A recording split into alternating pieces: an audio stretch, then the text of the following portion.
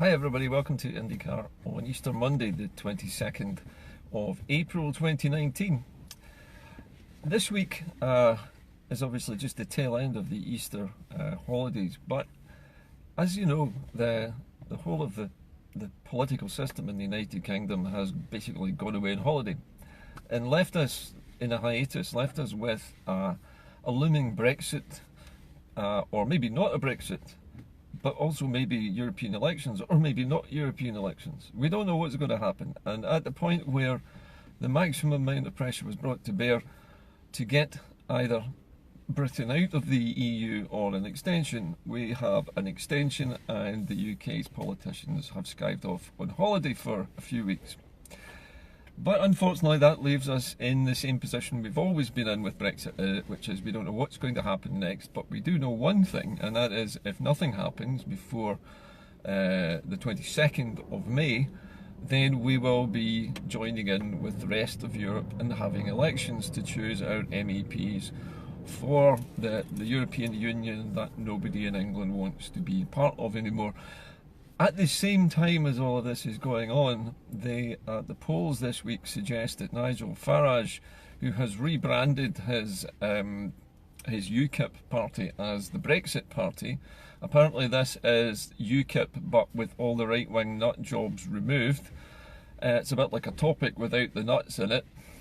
This is what Farage has now built. He's built himself his own Brexit party, and it's polling at 27%, well above Labour, well above the Tories, and well above everybody else in the United Kingdom, which is an interesting situation where the party which doesn't want to be in Europe and which doesn't want to be fighting European elections is now going to be putting forward candidates in European elections unless the British government pulls the pin and Brexit actually happens. At the moment it seems that there's a deafening silence from the Labour Party about what, if anything, they are ever going to do about Brexit, and a deafening silence from the Tories, who obviously haven't a clue either what to do about Brexit. So what's going to happen is we are tooling up, or all the parties are tooling up for a European election which, well, let's face it, some of us do want to be in Europe and some of us don't. But to all intents and purposes, it seems like most of English voters are now dead set on having Brexit. In fact, it seems that the polls reveal that that situation has hardened and that more people now want Brexit to happen. Even those who were dubious about it before want it to happen, just to get it over with and to get clear of it so that people can get on with their lives. There are other forces at play in this mess, though. One of them is that the SNP, who are doing their best given the circumstances, I believe are thinking that if they can persuade enough people with cross-party support from the Centre Group and the Greens and Plaid Cymru and other interested parties and disaffected Labour MPs, if they can get enough support together to pass a motion that whatever the Tories cook up with Labour, that there will always be an option to vote on it for the public, and a final vote which says we either accept whatever it is that's been cooked up by Jeremy Corbyn and Theresa May, or we reject Brexit wholly and we return to the EU and we stop Brexit altogether. Now, even if that vote was unsuccessful and Brexit still happened, having that second referendum basically makes it impossible, I believe, for the Tories to find any reason to not hold the second independence referendum. And I believe that some in the SNP are actually thinking that this is a strategy, that this is something that we could get behind, that might be a way of releasing this whole situation, allowing us to move on and allowing the SNP to get the so-called Section 30 order. Many of us are a bit sceptical about that, though, and I still believe, and I think a lot of other people now believe, that the most likely thing that will happen in terms of independence will be that the general election for Holyrood in 2021 will actually be a de facto referendum on independence, because it's the only viable alternative that's actually fully democratic and that the English parties cannot gainsay. They can't complain about it because they designed the voting system for Holyrood, and if they lose, for any reason, then that's their own fault, really, isn't it? Because they designed the system. Is it possible for the SNP to win a majority that would secure independence, a mandate so strong that it would mean that the SNP would immediately start negotiating with the British government to end the 300 and whatever it is year union? Well, I don't know, but it seems to me that that's the closest you could get. I think that's the nearest we can expect. Now, just for a moment, I'm going to turn my car engine on because I need to run my air conditioning for a moment. Otherwise, this car studio of mine starts to cook in the sunlight. So, for those of you of a green disposition, I apologise in advance for switching my engine on and running my air conditioning.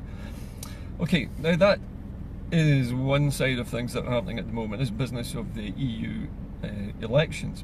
Now, because they're coming up, the SNP is obviously going to stand candidates, as are the other Scottish parties, and Richard Leonard this week had to admit that Scottish Labour had put forward a candidate, a female candidate, who's actually pro-independence, who's a Labour Party member but is for Scottish independence, and putting her forward as a candidate, as an MEP. Now, Leonard came out with yet another one of his nonsensical pronouncements about this, where he said that Scottish Labour rejected nationalism, both Scottish and British, whatever that means. Goodness knows what is going on in the Scottish Labour Party, but for them to elect or to put forward a candidate who's pro-independence is either extremely careless of them, you know, for not vetting this person more carefully, or it's a deliberate kind of fix. Somehow they're trying to confuse the electorate by electing a Labour MEP who's actually pro-independence.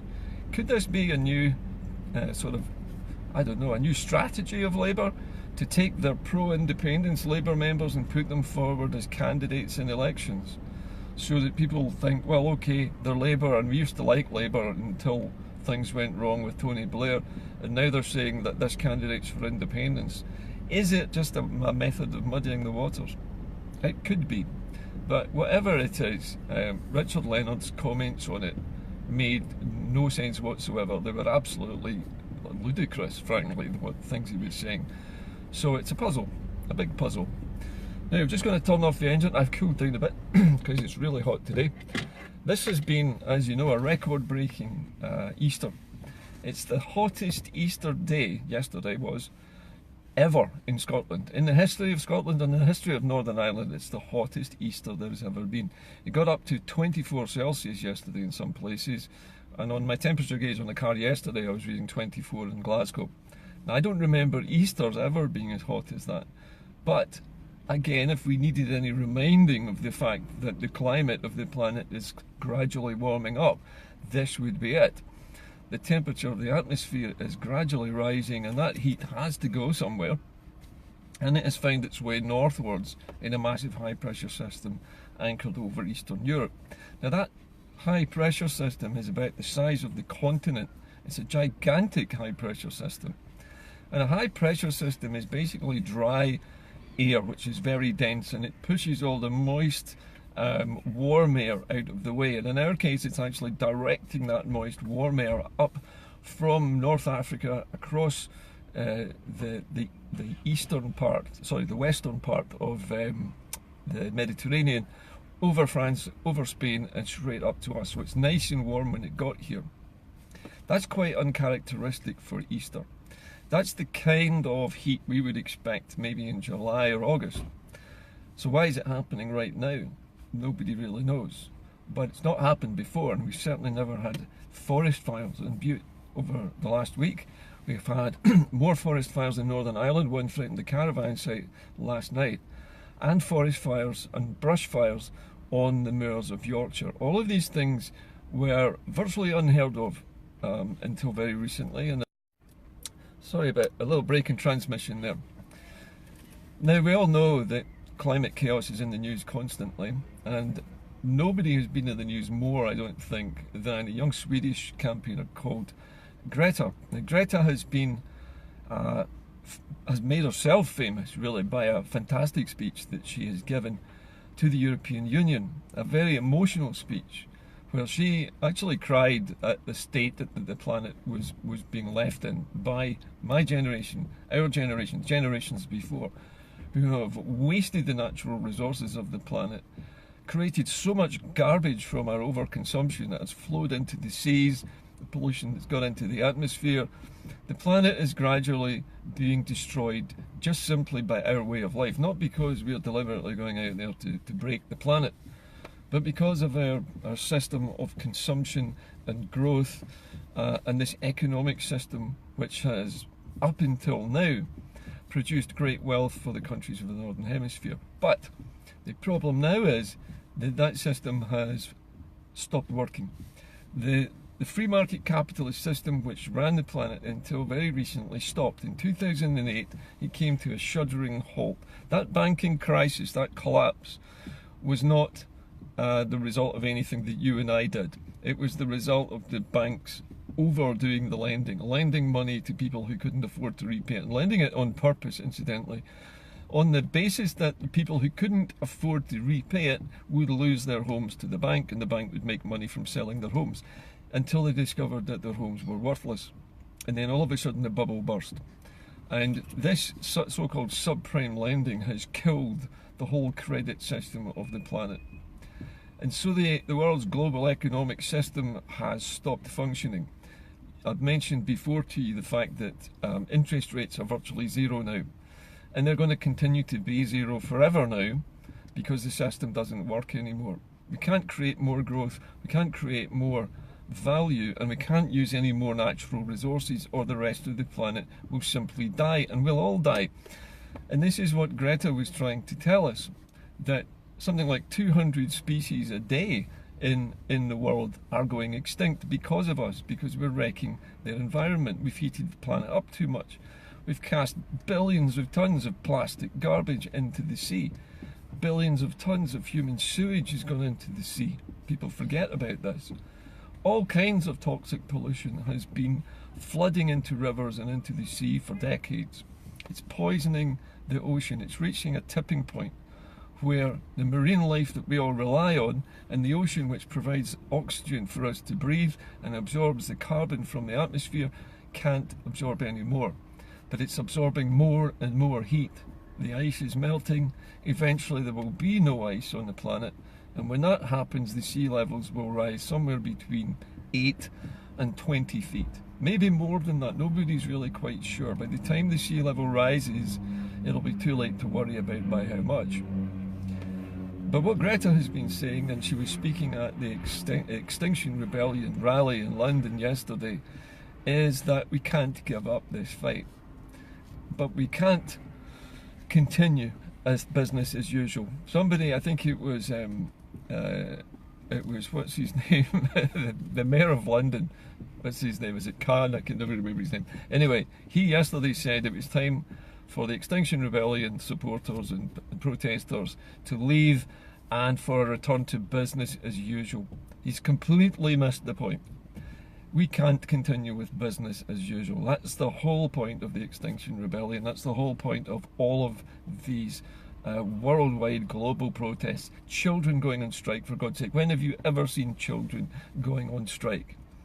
People blocking the roads, being taken away. Hundreds and hundreds of people have been jailed in London in the last 5 days for doing nothing more than just sitting in the street.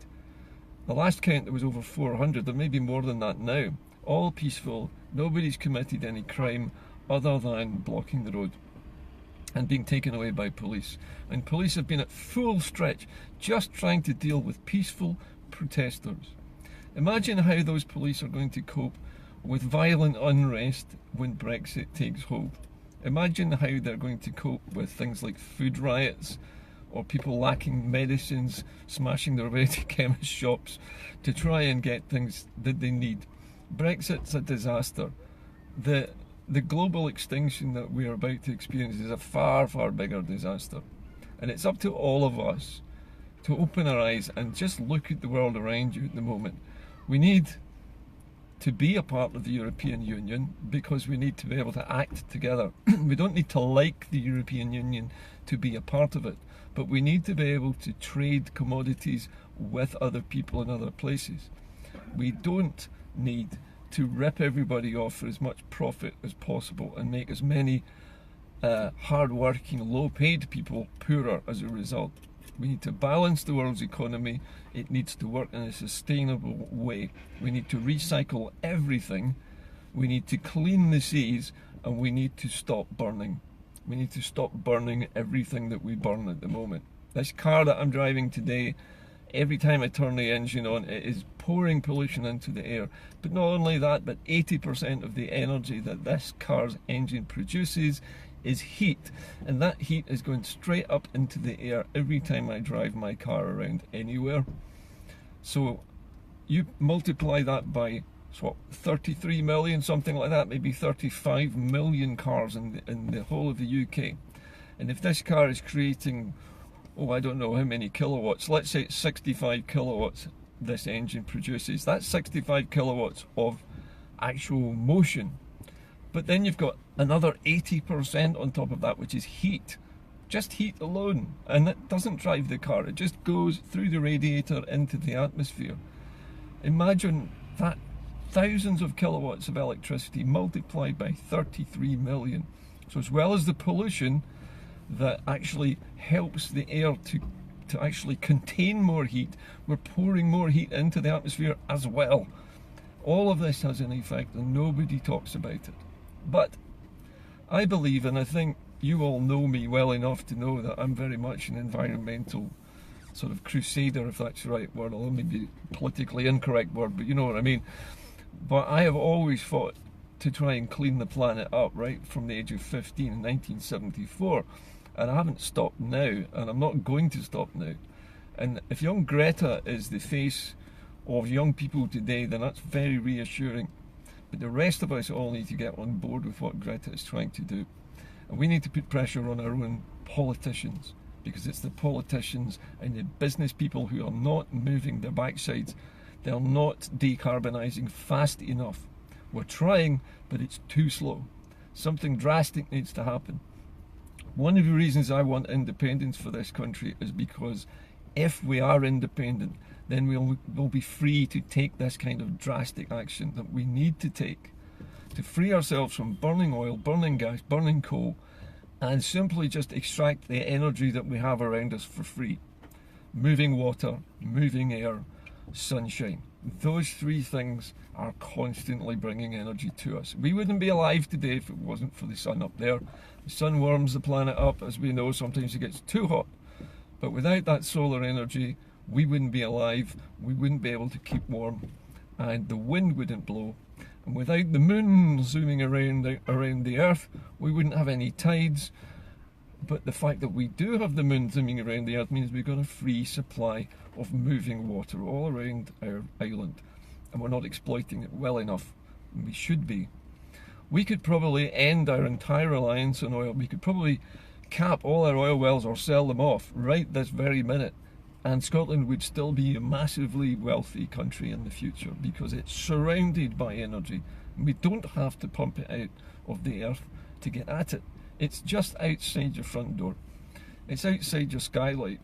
You've got solar energy coming down and heating up the roof of your house day in and day out, and we're doing nothing with that. We've got the wind blowing across Scotland almost constantly, and we're now beginning to do something with that, and we can now generate more power than we need from that, which is terrific. But other people need that energy too. So after I've started a rant like this, it's usually quite hard for me to stop, so I'm going to kind of stop it there, but you get the idea. It's time now for us to think differently and to stop business as usual, to stop what the Tories do, to stop this being in the pocket of the oil companies, the coal companies, the polluters. Let's look at our industries from the point of view of how we protect the planet that we live on. This is our home. This is the air that we've got to breathe. This is the planet that our children have got to live in after we're finished with it. Let's not leave it in a bloody mess, okay? Let's get it fixed. We can actually start that right now, but only if we separate ourselves from London, because it is people like the Tories who stop progress happening. The word conservative means to keep things the way they are. to always keep things the way they are. That's why the UK is living in the past. That's why Westminster is such a laughable joke of a place. It's not a mother of democracy. It's like the great grandmother of democracy, who is a zombie basically. And we are showcasing this to the world as some kind of model for other people to emulate. It's not. It's a laughing stock. Westminster is a laughing stock. It's a historical anachronism.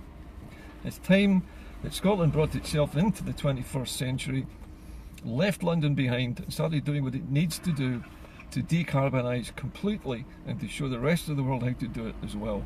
Because somebody's got to do something, and if we don't do it, who else is going to do it? We led the steam age, we led the Enlightenment, we have invented most of the electronic equipment that makes the modern world possible, from the telephone to the television, radar, microwaves, scanners, you name it, Scotland has invented it, even right down to the roads that we drive on. We invented all of that. If we can do all of that, then we, I'm sure, if we put our intellect to the task, can accomplish a great deal more. And young Greta's efforts will not have been wasted on politicians who are continually keep saying business as usual. Let's not have business as usual. Let's have business that can survive into the future on a planet that's going to be safe, where we can stop the destruction and stop killing off 200 species of animals per day. Something like 60% of the Earth's animals have already died out in the last 2 centuries because of us. That's a terrible, terrible legacy to leave. We're basically murdering all the other creatures on the planet just by our own selfish behaviour, because we continually burn up the environment and use up its resources. It has to stop sometime. Why not now? Okay, end of rant. But as far as it goes this week, there's going to be a rather pointless election for MEPs, because I honestly don't think the Brexit saga is going to end anytime soon, despite what the SNP might want to happen. I think we're going to look at Brexit being a long, agonising, drawn-out, torturous process. And I would much rather get on with doing something useful than waste my time thinking about Brexit. I'd much rather plan the future, and I know you would as well. So that's my take on things today. Let's plan for the future. Forget the past. Don't worry about oil. Don't worry about the Tories. Don't worry about the UK. It'll fend for itself. But let's get out there and make stuff happen.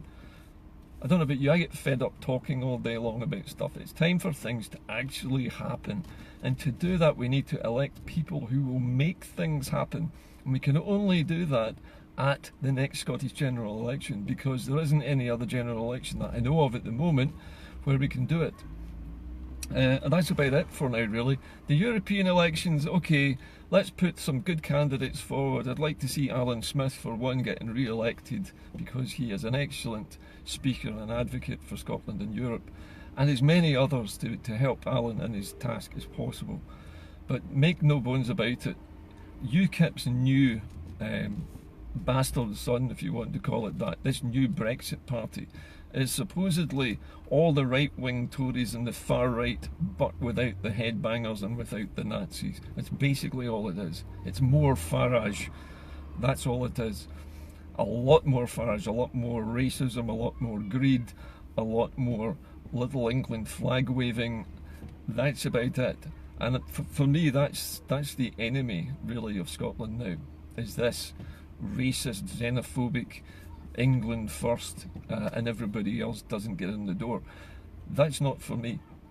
We need something different, and we need to fight them. We need to fight them in the European elections, and when we do finally get the Scottish election, it must be the final mandate to negotiate our independence, because what more motivation do people need? Brexit is the ultimate in deterrent, as far as I'm concerned, for staying with the UK. If there was ever anything that would deter people from moving to the United Kingdom, it is Brexit. It has made the whole of England a toxic dump, somewhere that other people from other countries will now avoid like the plague. and maybe rightly so. I know a lot of people in England are going to suffer as well because of this, and many of them, particularly in the north of England, have had their council spending cut by 50% under the Tories. 50%! They've got half the money they need to run their councils in England. It's almost unbelievable. If it wasn't for the fact that it was a Tory government, it would be unbelievable. But the people who are suffering are the most vulnerable, the ones that the councils would normally support. They can't anymore. Okay, end of rant. I'm going to go now. Have a good day. But think on what I said. We need, as well as getting our independence, we need to think bigger, because Scotland's future has got to be far bigger than just oil. Oil is part of the problem, remember. It's not the solution for Scotland's future. Scotland's future is already here. We've already got it, right? The renewable energy that I've been talking about is being exploited now, and we're not even halfway through that industrialisation of the natural environment. The ability to harvest that energy cleanly without harming the environment is just beginning. When it's fully done, it will dwarf anything that oil can do.